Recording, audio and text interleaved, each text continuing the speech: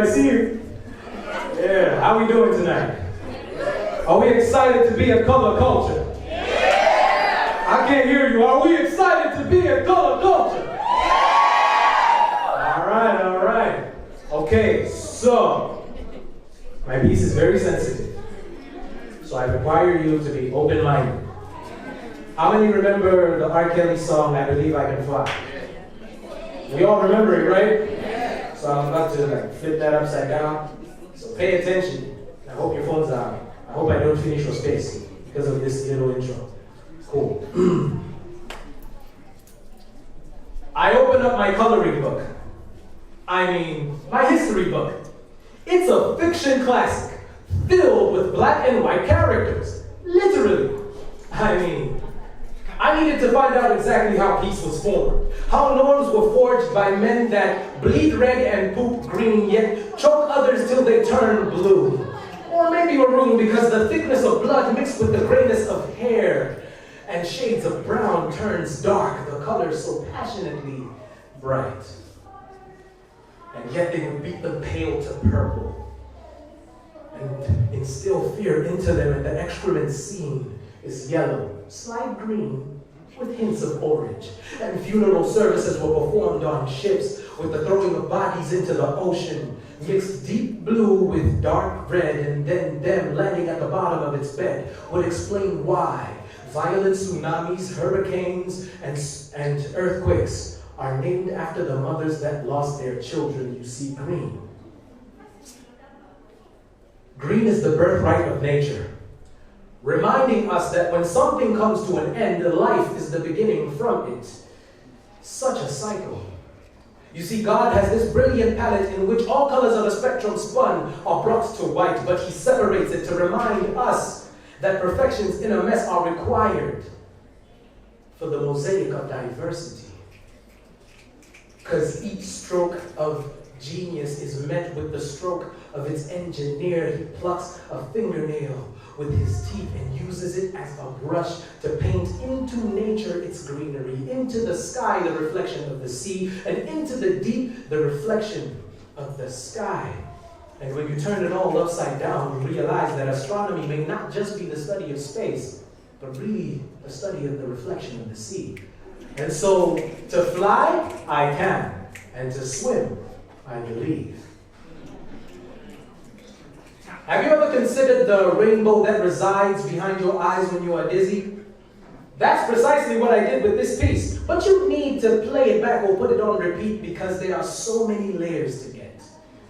So to compete with me would simply be an excavation attempt to the Earth's core, or listening to Royce, or watching Eminem perform surgery on a whale to extrapolate its heart, or simply coming around me with an onion, please. Consider the lobotomizing of your mind as I prove that your brain is actually pink. It is the Teletubby ignored. The cortex of your cerebral can form a vortex, but you believe that you are feeble and that your melanin tone is deaf to the sound of greatness because the white man gave you inferiority and taught it to you as a complex. The white man stole your ancestors' religion and painted Sistine chapels with small-minded men. The white man told you that your tradition is shea butter and cocoa culture is filth. They convinced you to adopt a stepson that hated your guts until they turned blue. They exchanged God for land, land for God, and did it all in Jesus and the Queen's name. The white man has now got red eyes and is sullen with tears when they see the yellow man has come to steal the very land that they invested into to build the Queen's nation. The yellow man just wants you to speak his language. The yellow man squints his eyes and speaks Telugu English. The yellow man gives you all the red, blue, and green to change the rainbow of your life. The yellow man is considering and ushering in a new age of colonialism. Do not abash the future of your children to the yellow man now. I need to pose a disclaimer. You see, I am all for diversity. But the trinity of oppressors has reminded me that I am the only one competent enough to complete my story.